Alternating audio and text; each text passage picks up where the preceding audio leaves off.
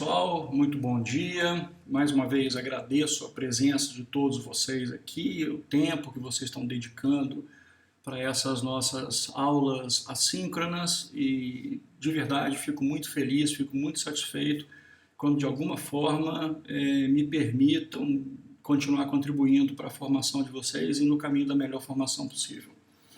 Bom, nossa aula de hoje, em continuidade ao que vimos falando sobre aglomerantes, sobre aditivos e falamos inclusive sobre os tipos de concreto, né, que a gente poderia fabricar a partir do uso de aditivos, algumas técnicas de caracterização para esses concretos e avançamos bem nessa direção, inclusive mapeando os melhores tipos de aditivos, né, para a produção de determinados tipos de concreto e com aplicações assim bem direcionadas e bem específicas.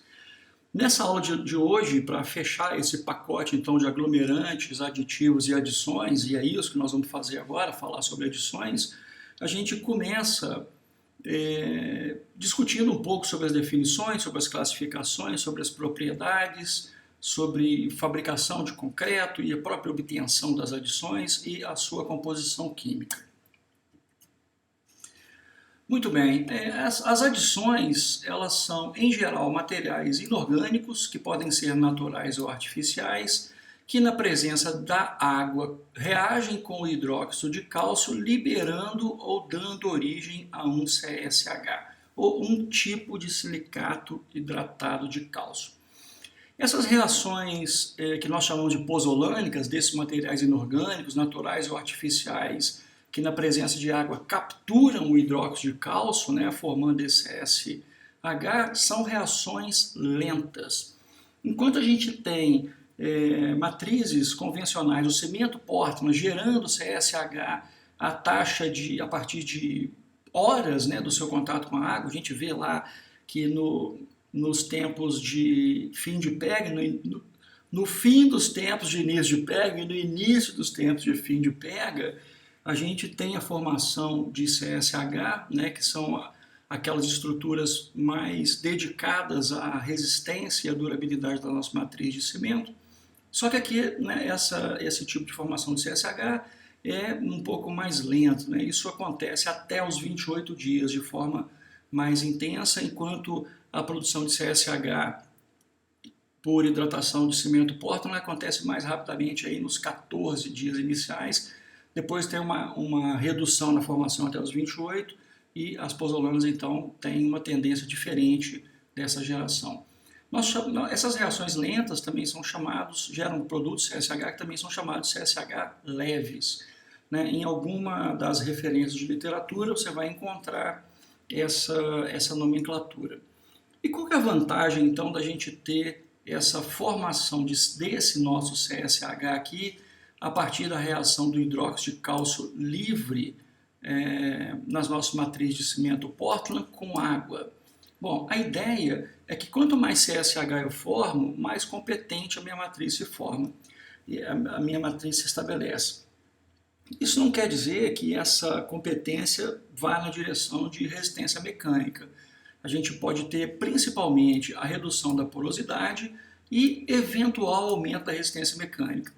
O que a gente procura de verdade com a adição de pozolanas é o aumento da durabilidade das matrizes.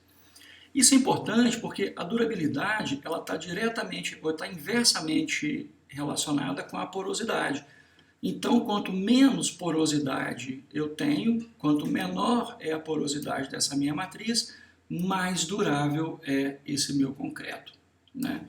Bom, esses materiais inorgânicos, então naturais ou artificiais, são caracterizados por possuir uma quantidade considerável de sílica amorfa. Opa, isso aqui também é um detalhe. Não adianta eu pegar uma areia de quartzo, uma areia estável, porque o quartzo é um mineral estável, né? E tentar produzir um aditivo a partir desse material. A gente não vai conseguir. É preciso que, para isso, essa sílica esteja no estado amorfo, que ela esteja potencialmente reativa. Muito bem, lá no cimento Portland, como a gente já vinha falando, né, eu tenho um C3S que na presença de água forma um silicato de cálcio hidratado e gera como resíduo um hidróxido de cálcio. Né? Esse hidróxido de cálcio aqui está lá, livre na matriz de cimento. A minha pozolana, nesse caso aqui presente no cimento Portland pozolânico, essa pozolana ela captura esse hidróxido de cálcio e na presença de água ela gera para a gente um outro CSH. Então é como se eu tivesse uma reação rápida nessa direção, uma captura desse meu hidróxido de cálcio por essa pozolana e na sequência, na presença de água, a formação lenta então de um outro silicato de cálcio hidratado. Isso significa dizer que eu vou reduzir a quantidade de hidróxido de cálcio livre na minha matriz, a redução desse teor de hidróxido de cálcio devido à combinação desse hidróxido de cálcio com as pozolânicas, que são sílicas amorfas, gera uma estrutura menos porosa e, consequentemente, menos suscetível a ataque de agentes externos ou agentes agressivos. E como é que essa pozolana, então, ela age na nossa matriz de cimento Portland? Eu separei 3 curvas aqui que estão relacionadas ao calor de hidratação, ao teor de hidróxido de cálcio e à resistência à compressão.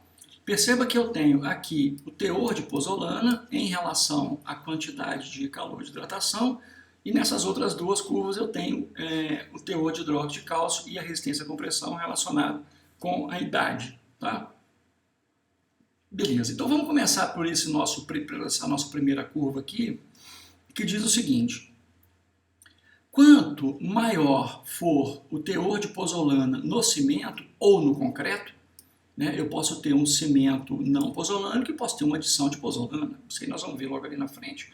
Ou posso ter um cimento pozolânico, tá certo? Então é possível que a pozolana seja introduzida na nossa matriz de cimento por essas 2 rotas. Muito bem.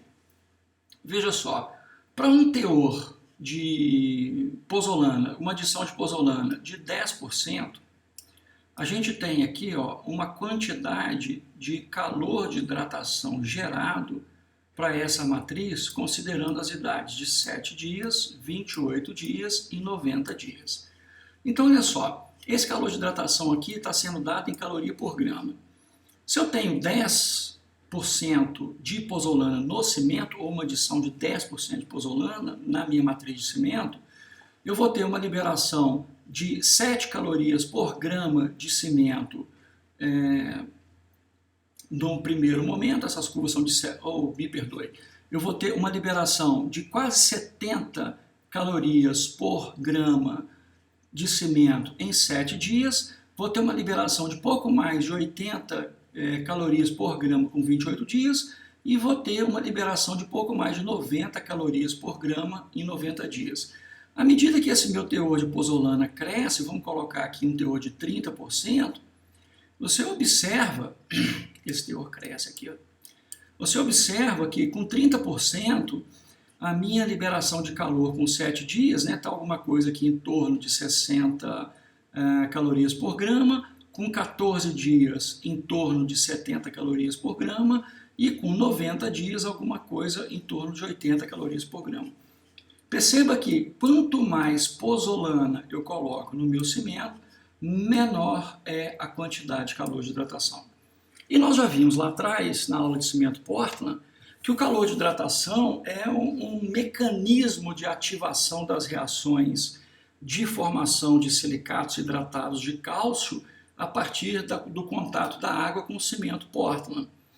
E que o gesso que está presente no cimento atua assim, de maneira muito eficiente na redução da intensidade dessa sinergia, não é? Então, de alguma forma, o gesso também controla um pouco o calor de hidratação. E o calor de hidratação, quando ele está descontrolado, por exemplo, você tem um cimento muito reativo numa concretagem num lugar, numa cidade de clima muito quente. A ideia é que o calor gerado pelas reações de formação dos silicatos hidratados, somados com a temperatura ambiente, possam promover uma variação volumétrica tal no concreto que quando essa energia térmica se dissipa e essa massa tende a voltar à sua posição inicial, porque tudo aquilo que tem variação de energia interna expressa essa variação de energia por uma variação volumétrica também, isso é sabido. Quando esse aumento no volume cessa e essa nossa matriz esfria e ela tende a voltar ao seu tamanho inicial, vários tipos de fissuras, de fraturas surgem e essas fissuras e essas fraturas comprometem de forma muito significativa a durabilidade do meu concreto. Então, adicionar pozolana no meu concreto ou no meu cimento é sempre positivo para aumentar a durabilidade, porque controla também efetivamente o calor de hidratação. Ponto. Nós vamos analisar esses três gráficos em separado e daí a pouquinho nós vamos fazer um bem bolado desses três tipos de resultados, tá bom? Vamos lá. Muito bem. Aqui na nossa segunda curva, né, nós temos aqui um tempo em dias, aqui está em log do tempo, né, 10 dias e 100 dias aqui. Perceba o seguinte, que a quantidade de teor em 10 dias, né, que o teor de hidróxido de cálcio gerado por um concreto que usa um cimento Portland comum é muito superior, e eu arriscaria dizer assim, né, olhando numa escala grosseira aqui, quase o dobro da quantidade de hidróxido de cálcio gerado por um cimento que contém 40% de pozolana. Olha só, quanto menor for a quantidade de hidróxido de cálcio que eu tenho, então maior será a durabilidade do meu concreto de cimento Portland. Porque o hidróxido de cálcio, você sabe que na presença de água ele forma um gel expansivo que pressiona com uma pressão hidrostática o interior da minha matriz de cimento e pode comprometer a durabilidade pelo aparecimento de fissuras e até mesmo de fraturas no tempo. Então eu estou falando aqui de concretos que já estão estabelecidos e que por algum motivo tem alguma porosidade, a água do meio externo acessa esse concreto por esses poros e aciona esse hidróxido de cálcio e então reage com esse hidróxido de cálcio, com essa portlandita, então formando um gel expansivo que não é legal para o nosso concreto de cimento Portland, porque afeta diretamente a sua durabilidade. Nesse lado de cá, nós temos de novo resistência à compressão e três teores diferentes. 30% de pozolana, 20% de pozolana, 10% de pozolana, cimento Portland. Eu vou marcar a mesma idade aqui, 10 dias. Perceba que com 10 dias, o meu concreto produzido com cimento Portland ordinário, sem adição de pozolana, tem uma resistência à compressão muito maior, por exemplo, do que aquele meu cimento Portland com 10% de pozolana e que ainda é maior do que o meu cimento Portland com 20% de pozolana, que ainda é maior que o meu concreto de cimento Portland com 30% de pozolana. Então, quanto maior for a minha concentração de pozolana no cimento ou no concreto, menor é a minha resistência à compressão. Beleza? Quanto maior, né? Porque aqui é muito maior que aqui. Aqui eu tenho 0, aqui eu tenho 40%. Então, quanto maior for a disponibilidade de pozolana, aqui nós estamos falando de 40%, no meu cimento, menor será a quantidade de hidróxido de cálcio livre. E quanto maior o teor de pozolana no meu cimento, menor será a quantidade de calor de hidratação. Então, olha só, ao passo em que aumentar o teor de pozolana diminui a minha resistência à compressão, aumenta também as características de durabilidade, porque aumentando o teor de pozolana, eu reduzo a quantidade de hidróxido de cálcio, aumentando o teor de pozolana, eu reduzo a quantidade de calor de hidratação. Ou seja, eu não terei problemas em idades iniciais da concretagem e não terei problemas em idades futuras em relação à disponibilidade de hidróxido de cálcio no meu concreto. Então, considerando o teor a adição de pozolana, as pozolanas sempre contribuirão positivamente para a durabilidade do meu concreto de cimento Portland, a despeito de comprometer de alguma forma a minha resistência à compressão, né? Então é muito importante ter isso em vista, porque a resistência à compressão nem sempre é o fator mais preponderante quando eu pretendo criar um projeto de um concreto durável. Então, o concreto durável tem sim que ter uma determinada resistência à compressão, mas ele não tem que ter a maior resistência à compressão. Isso difere o concreto de alta durabilidade, que é o CAD, do concreto de alta resistência, que é o CAR. O de alta resistência é só muito resistente, e nem sempre esse muito resistente significa tão durável quanto um concreto de alta durabilidade. E um concreto de alta durabilidade só precisa da resistência limite mínima para receber ou para suportar com segurança os esforços que são ali impetrados, né? Muito bem. E quais são os tipos de pozolanas que nós temos disponíveis no mercado? Metakaolin, silicativa, cinzas volantes e cinzas de casca de arroz. A silicativa e o metakaolin são pozolanas comerciais, né? Então você consegue comprar no mercado sacos de metakaolin, que é obtido a partir de uma argila calcinada a 700 graus, que tem uma dimensão maior que 5 micras, e a silicativa, que também é produzida obtida a partir de um processo de calcinação de silício e tem tamanho de partículas acima de 0,1 micra. Perceba que a silicativa é bem mais fina, ou pelo menos muito mais fina, do que o metakaolin. Bom, e que nós já vimos lá então que as cinzas volantes e as cinzas de casca de arroz são pozolanas muito potentes, que são obtidas de processos siderúrgicos, né? São obtidas de reciclagem ou da reutilização ou de algum grau de sustentabilidade dos sistemas industriais, né? E daqui a pouquinho nós vamos ver ali na frente como se obtém cada um desses materiais. Então, as pozolanas elas têm por finalidade, né, reduzir a permeabilidade e, consequentemente, aumentar a resistência e, em um grau muito maior, a durabilidade. Redução do consumo de cimento, isso é muito legal porque eu posso ter economia. Essas pozolanas elas funcionam como materiais cimentantes suplementares e elas acabam contribuindo com o aumento da resistência desses nossos concretos em idades a partir de 28 dias. Enquanto o cimento Portland leva as idades de competência, as idades de serviço, as resistências de serviço até a idade de 28 dias, as pozolanas começam de verdade a expressar essa variação a partir dos 28 dias, né? Até 90 dias a gente tem aí a expressão da contribuição dessas pozolanas, né? Melhoram a resistência à fissuração térmica, né, por conta do baixo calor de hidratação que ela proporciona às nossas matrizes, nós já vimos isso ali atrás, e é uma oportunidade que eu tenho de incluir subprodutos, né, da cadeia industrial nas matrizes de cimento Portland, na construção civil, o que traz benefícios ambientais muito importantes.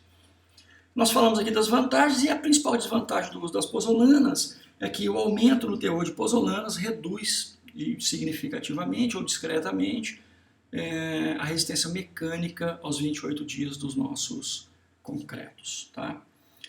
Bom, falando então das pozolanas, nós temos aqui o metakaolin, que ele é obtido a partir da calcinação de uma argila caulinítica, né? Essa argila é seca, moída e calcinada a uma temperatura que varia de 700 a 1000 graus Celsius. Praticamente eu pego esse meu caulin, né, que é essa minha argila caulinítica aqui, ele é um L2SiO5OH4, então eu tenho 4 hidroxilas aqui. Veja a quantidade de energia que eu preciso disponibilizar para essa matriz para liberar essas 4 hidroxilas. E aí então eu passo a ter uma matriz sílica luminosa com a mesma característica da caulinita, no entanto, com um teor de óxidos um pouco maior, né? Eu passo aqui um óxido de caulin, que ele foi evidentemente calcinado, que é o nosso metakaolin, a L2SI2O7. E qual que é a grande sacada aqui? Quando eu volto esse meu material lá para os meus CH, né, que é o meu CaOH2, esse meu metakaolin, completamente ativado termicamente, mecanicamente, ele reage com esses caras aqui, formando então o que nós vimos lá, que é o nosso CSH, né? O nosso silicato de cálcio hidratado. claro que eu vou ter também uma fração aluminato nesse negócio. Mas a ideia é sequestrar esse cálcio a partir de aluminatos de cálcio e silicatos de cálcio hidratados. Bom, a silicativa tem um processo de produção um pouco mais elaborado, né? Eu tenho aqui quartzo e tenho elementos redutores, né? Eu posso ter carvão ou posso ter madeira. Eu coloco tudo isso aqui dentro de um forno a arco submerso. A temperatura aqui é bastante elevada, né? Eu vou aqui a uma temperatura de cerca de 2.000 graus Celsius. E eu tenho, então, uma emissão de um particulado atmosférico de sílica e oxigênio, que é o nosso SiO2. E isso sai na forma, particulado atmosférico mesmo, é quase uma fumaça. Essa fumaça, então, é captada por um conjunto de pré-separadores e filtros. Esse material que sai daqui de dentro desses pré-separadores e filtros é a silicativa, que é transportada de forma pneumática para um silo, e nesse silo eu tenho, a partir de um sistema de injeção de ar, um outro sistema de densificação, e aqui então eu tenho a nossa silicativa pronta para ser comercializada. Esse aqui é um esquema de produção de um processo que nós conhecemos por seal mix. Tá? E ainda, como subproduto dessa reação, eu tenho aqui uma liga de ferro silício que é retirada aqui por baixo desse nosso forno de arco submerso. Bom, então vamos lá. Produzida a partir da redução de quartzo e silício, né, de quartzo a silício, a 2.000 graus Celsius. O que é vaporizado é condensado em esferas muito pequenas, né, que você viu que vem aqui para o pré-filtro separador, e depois de solidificadas, as partículas são coletadas em filtros eletrostáticos e armazenadas a partir de um sistema de densificação. Então, esse é o nosso processo de produção de silicativa. Muito bem. As cinzas volantes, elas são particulados também atmosféricos que são lançados na atmosfera, evidentemente, a partir da queima do carvão mineral, do coque, né? Esse particulado atmosférico, então, ele é capturado, né, num sistema de precipitador eletrostático. Esse material capturado aqui passa por um segundo sistema de refino, que é o filtro de mangas, e aí então eu tenho o material pronto para ser utilizado, né, como nossa matéria-prima, né, a nossa sílica cinza volante, né, que é muito rica em sílica. Então esse material sai daqui, ó, tá certo? A silicativa sai, a cinza volante sai dessa posição aqui. E é basicamente um silicato extremamente, é uma sílica amorfa, não um silicato, mas uma sílica amorfa muito, muito, muito competente, e essas cinzas volantes são extremamente potentes para serem utilizadas como pozolanas, né, na captura e no sequestro dos hidróxidos de cálcio. No Brasil existem algumas termoelétricas, particularmente eu conheço a termoelétrica do Pecém, que fica lá no Nordeste, fica no estado do Ceará, e esse material, essa cinza volante, é um material bem fino, muito reativo, é um material cimentício suplementar muito reativo, de forma que ele é lançado num pátio e recebe uma aspersão de água por cima, e aquela camada já praticamente se consolida, e eu não tenho mais transporte de material a partir desse molhamento, né, que aí nesse momento aí acontece. Então, a estabilização, a reação da água, né, com essa silicativa que tem presente nesse negócio.